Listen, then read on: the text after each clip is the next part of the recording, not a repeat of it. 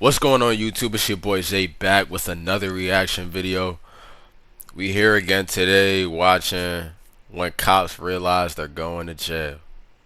I'm not gonna lie, I love seeing these niggas go to jail. Like, it's nothing more satisfying than watching the cops, because I feel like cops is really just another gang, like, but a legal gang. Like, they just be doing whatever they want. Just when you see the karma that they get, it's just so fucking satisfying, bro. I don't know if y'all watched Rebel Ridge.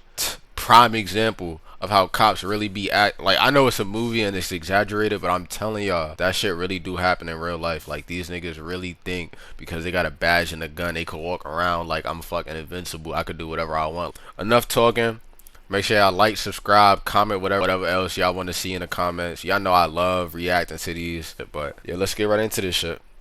There are countless examples of corrupt, evil, and even criminal cops. But what happens to cops who actually get caught? These are 4 examples of... Alright, hold on. 1 year, count. He probably did some little white collar like crime with 12 years. See, now it's starting to ramp up. Bro looked like he shot somebody. He looked scary too. First dude looked a little savage, I'm not gonna lie. But 27 years. What shorty did for 27 years? She couldn't have probably some drug shit for 27 years. But dude, 263 years. Look at his eyes, gang. Yeah, he killed hella people. He looked like some Marine retired veteran that is just got some psychological issues. I'm calling it. Watch. How much you want to bet? Cops who realized they were going to jail. Starting with Tyler Moody, who was about to get the shock of his life for being brought into the interrogation room. Have you offered your resignation or not? I can keep my job and no. Well, you can't keep your job, okay? An inmate charged with murder was discovered with a mobile phone and charger. When questioned, Tyler immediately folded and confessed to what he'd done. Immediately folded. He said, "Y'all got me. I'm cut." He expected to just get fired, but he was about to discover providing contraband comes with a much bigger punishment. Of every citizen that we have the privilege to serve, and you've betrayed the trust of the brave and selfless men and women. I'm not gonna lie, there's nothing more I hate than a fucking cop with a cowboy hat. It just scream I'm racist and I want to kill all black people. It's, I don't know, something about that just steer me the wrong way. That you worked alongside for nearly 3 years. So as of this moment, you're under arrest for bringing a prohibited item, a cell phone, into a correctional facility. That's a 3rd-degree felony. Providing a prisoner with a mobile phone carries a sentence of 1 year in prison. And that's exactly where Tyler is right now, serving it in exactly the same place that he used to patrol as a cop. But unlike Tyler, Stephanie Lazarus didn't get off nearly. It's 50-50 whether they beating his ass or they're like, damn, I appreciate you for supplying. Most likely beating his ass though. As easy. Now you're accusing me of this? Is that what you're saying? After decades of investigations, DNA evidence revealed that Stephanie was very likely the culprit of a murder committed in 1986. Wait, says the one she got 27 years for murder. Sign me, I don't know. Because of the high-stakes nature of the case, the detectives made sure to meticulously plan this interrogation. Stephanie was a really successful detective herself, and she had recently received recommendations for her good work on a theft case. So the detectives used this, and brought her in under the guise that they needed help with a case. I don't want to talk about this in the squadron because I don't know who people are listening. And if we go to my side, everybody's always wondering what everybody else is doing. Okay? An interrogation room is a strange place for such a conversation to take place, so to put her mind at ease, detectives told her this was the place they'd least be likely to be overheard, as the case details were strictly confidential. Sherry Rasmussen's body had been found at her home after being shot 3 times. At the time, police suspected the murder was a result of a burglary gone wrong, but the case went cold when they couldn't identify the suspect. However, 23 years later, when revisiting the case, detectives found evidence that led them towards Stephanie, a girl who had been trapped in a love triangle with... Wait, hold on. That shit said a bite mark. That the bite mark on her arm contained DNA of an unidentified female. Y'all had a fucking bite mark. And y'all just... Damn, maybe they didn't have the technology or something? Because how the fuck y'all just now test the saliva on the arm hella years 20 years later. Led them towards Stephanie, a girl who had been trapped in a love triangle with Sherry and her husband, John Rutten. So the detectives decided to bring up John's name to see how she'd react. Were you guys friends, close friends? Yeah, we're very close friends. Yeah. I mean, what's this all about? It's a case we're working on. It involves John, and in there's notes and stuff that he knew you and stuff. Oh yeah, I mean, we were good friends. Lived in the dorms for. I lived in the dorms for 2 years. Was there ever any relationship or anything that developed between you guys? Yeah, I mean, we dated. You know, I mean, what's this all about? Well, it's relating to his wife. Both the detectives and Stephanie have tried to seem as friendly and relaxed as possible around each other, but Stephanie is obviously starting to get very anxious at this point. Even though the detectives gave a somewhat believable excuse, she is now in an interrogation room faced by 2 detectives being questioned about a girl she supposedly murdered 20 years earlier. Her breathing has become faster, and her language is defensive, and her movements have become more erratic. And you're right. Bro, and if anybody knows, when you get nervous, your brain starts to just fog up and you start just to spit words out. How much you wanna bet she's gonna start spitting words out and start telling on herself? She's gonna start saying shit that don't need to be said, because when you're nervous and it's silence, you start to just fill the air with shit. I do that all the time, bro. Watch. Now, if you guys are claiming that I'm a suspect, then, you know, I got a problem with, you know, with that. Okay. Okay? So... Who said that you were a suspect? We didn't tell you was a suspect. So now you putting yourself in a bubble that we didn't even put you in. So now I'm looking at you. You might be a suspect. See? Much talking. You know, if you're doing this as an interrogation, you're saying, hey, I'm a suspect. Well, now I got a problem with, you know, now you're accusing me of this? Is that what you're saying? Obviously, you know about all the DNA stuff. Y'all saw that fast forward, right? It was just her chatting. I knew I'm so right. I'm always right. The things of the nature that, you know, gets done on cases nowadays. You know, if we asked you for a DNA swab, would you be willing to give us one? Maybe.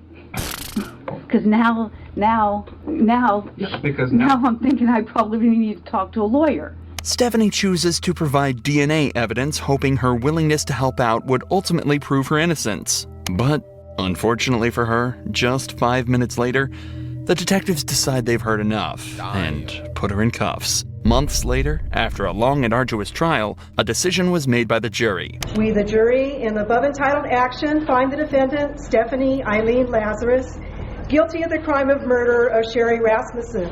We further find the murder was of the first degree. Stephanie was sentenced to 27 years in prison after being hit with a single felony charge of first-degree murder. But to this next cop, Jalen Fleer, I feel like something ain't making like 27 years, and it's not like it's a statute of limitations on murder. That's that white privilege shit, I swear. And cause she's a cop too. It's the double privilege of her being cop and white.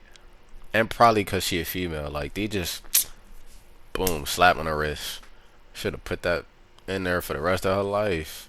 a single felony charge looks like child's play. Can I ask, is this something I think I watched this one. Hold on. I should have lawyers on? In April 2020, San Diego police received tips that a man had been engaging in with a local child. 2 months of investigation led directly to Jalen and a mountain of questions that desperately needed answering. So, I know that I have a lot to delve into, but I really want to get to know you first, if you don't mind. Definitely. Okay. So, I'm going to lean back and get comfortable. Just because... Are you comfortable? Do you want to take off your duty belt? No, I'm good. Okay. Can you tell me a little bit about your upbringing? Yeah, so... I will ask what this is about. Yeah, so we're looking into some allegations that were made. We're kind of, it started with a Crime Stopper report, so we're just kind of going from there. We did receive a picture that, you know, when we looked into it, it looks similar to you, so I don't know if you can take a look at the picture and just tell me. Oh, they caught this nigga in 4K. Oh, yeah, he's fried. They caught this nigga in 4K. If anybody say, yeah, we got a video or picture, you're done. If you've seen this picture before, I have like 15 million things here. Okay. As soon as the allegations are brought up, Jalen becomes visibly stressed. He leans forward tentatively in his chair, clasps his hands together softly, and clenches his jaw. It's obvious he's worried about whatever he's about to be shown.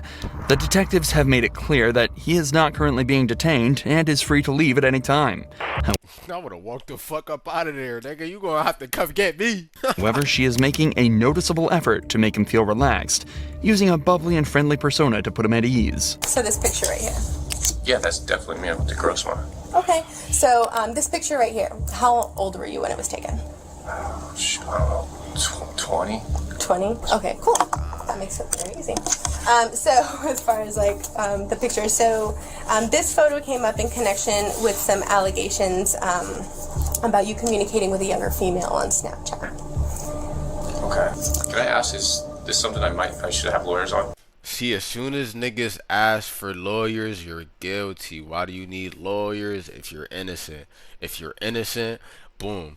What do I need to do to prove that I'm innocent? I'll show you the chat log right now. Look, boom, boom, boom, boom, boom. Here's her age. She ain't never tell me her age. Da da da. I ain't do nothing.